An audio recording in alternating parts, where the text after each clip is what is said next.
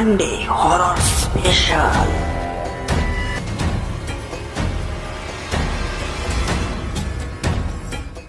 নমস্কার, আমি পুষ্কর। আপনারা শুনছেন প্রেত আত্মার তৃতীয় এপিসোড। আজকের ঘটনা পাঠিয়েছেন রাখি গায়েন। রাখি আজ যে ঘটনাটি আমাদের পাঠিয়েছেন, সত্যি বলতে আমি যখন পড়েছি আমার নিজেরও গায়ে কাঁটা দিয়ে উঠেছিল। রাখি লিখেছেন, নমস্কার পুষ্কর, তোমাদের প্রেতাত্মার সকল সদস্যকে অনেক অনেক অভিনন্দন এবং ভালোবাসা রইল আমার পক্ষ থেকে। তোমাদের ঘটনাগুলো বেশ ভালো হচ্ছে, এমন করেই এগিয়ে যাও। আশা করব আগে আরো ভালো ভালো ঘটনা আমরা শুনতে পাব। ধন্যবাদ রাখি, এবং ধন্যবাদ সকল প্রেতাত্মার শ্রোতাদের।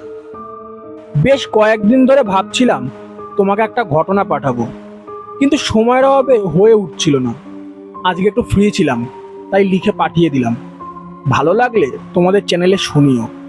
অপেক্ষায় রইলাম তোমাদের নেক্সট ভিডিওর জন্য। আজকের ঘটনার মুখ্য চরিত্রে আমি পুষ্কর, এবং এডিটিং ও সাউন্ডসে রয়েছেন সৌভিক।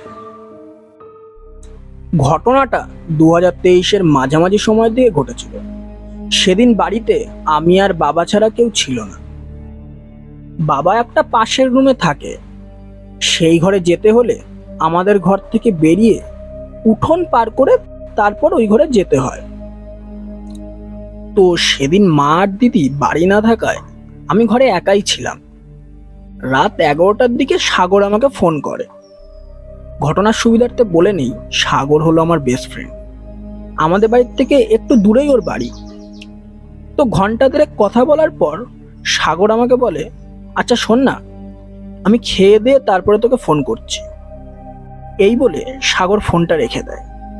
এরপর রেডি হয়ে বার হওয়ার সময় সাগর আবার আমাকে ফোন করে। সাগর বলে, কিরে তাড়াতাড়ি আয়। আমি তখন বলি, শোন না, এত রাতে না একা একা এতটা দূর যাব না।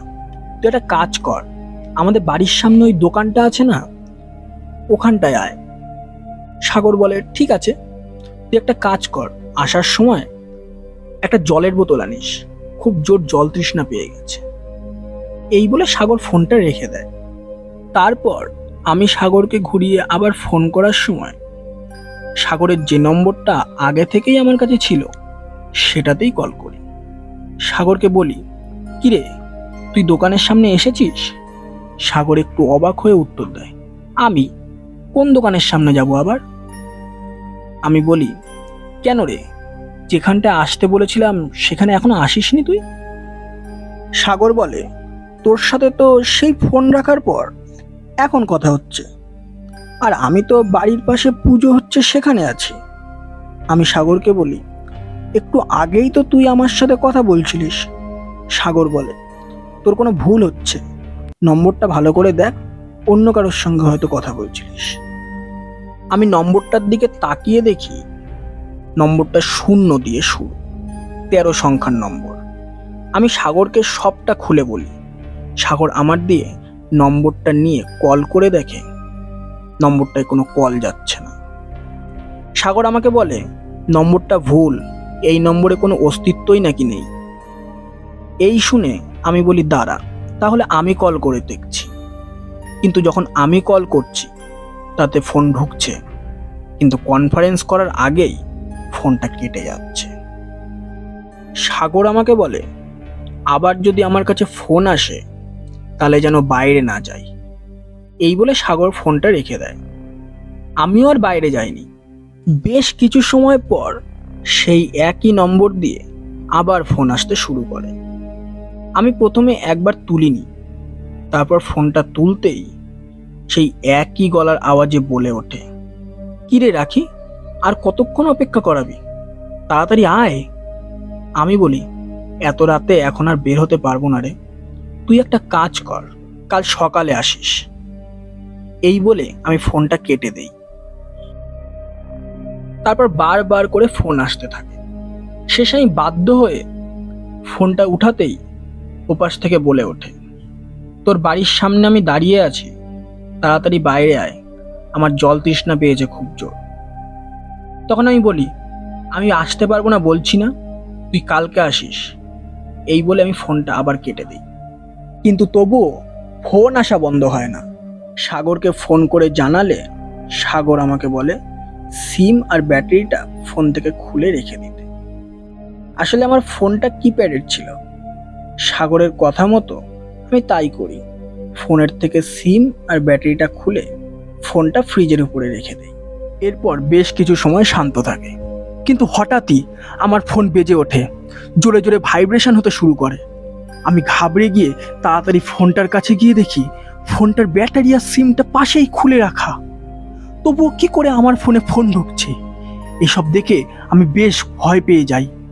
আমি খাটের এক কোনায় গিয়ে গুটিসুটি হয়ে বসে থাকি।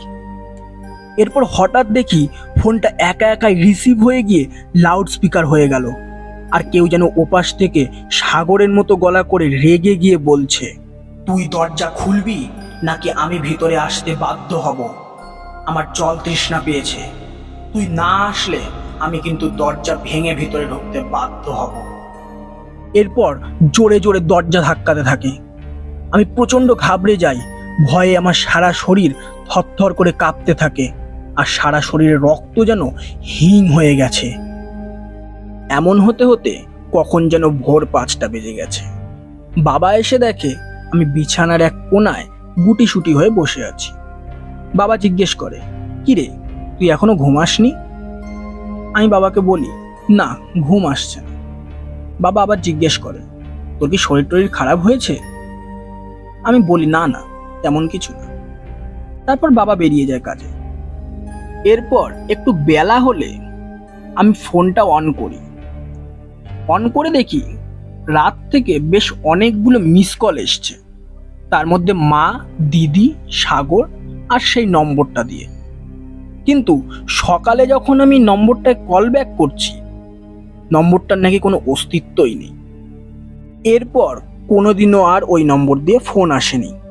তবে সেদিন রাতে যা ঘটেছিল সেটা কে ছিল তা আজও আমার কাছে রহস্য হয়েই রয়ে গেছে। এই ছিল আজকের ঘটনা। যদি লেখায় কোনো ভুল ত্রুটি হয়ে থাকে তাহলে ক্ষমা করে শুধরে নিও। অসাধারণ একটি ঘটনা পাঠিয়েছেন রাখি আমাদের। ধন্যবাদ রাখি, এত সুন্দর একটি ঘটনা আমাদেরকে শেয়ার করার জন্য। তো যদি আপনাদেরও ঘটনাটি ভালো লেগে থাকে তাহলে অবশ্যই ভিডিওটি লাইক, কমেন্ট এবং শেয়ার করে যাবেন। আর চ্যানেলটি যদি সাবস্ক্রাইব না করা থাকে তাহলে অবশ্যই করে রাখবেন, এমন ঘটনা আরও আসতে চলেছে। আপনারাও চাইলে আপনাদের সঙ্গে এমন ঘটে যাওয়া ঘটনা আমাদেরকে সেন্ড করতে পারেন, নিচে দেওয়া আছে ডেসক্রিপশনে মেল আইডিতে। ধন্যবাদ।